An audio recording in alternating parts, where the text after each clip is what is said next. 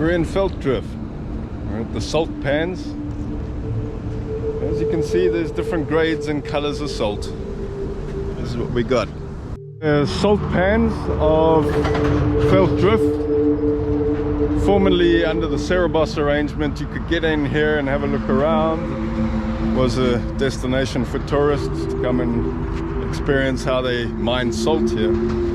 But now the Department of Minerals and Research have forbidden access to that, and we're going to have to just do what we can with the GoPro and perhaps the drone just now, and you'll be able to see what this area looks like. This is the Cape Salt Company, South Africa's largest privately owned salt producer. What I found interesting in my research here is that the iodized salt here is critical for human sustenance and well-being.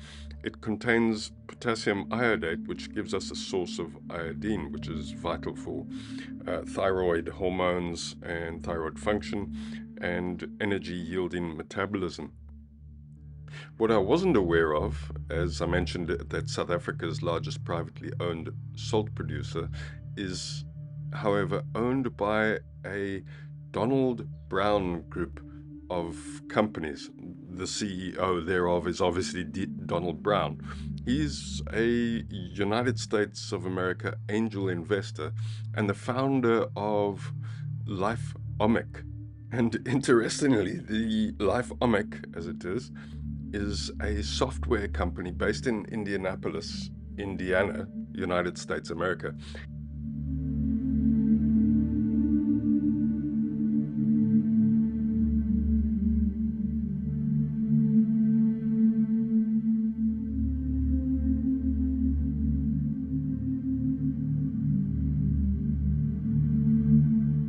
This same company is involved with healthcare, wellness, diagnosis, management, treatment, and research, and is an intelligence company, which I found rather interesting. It's not just about salt, this, although salt is naturally for our health and wellness, and also, interestingly, very important in the agricultural industry and also water purification.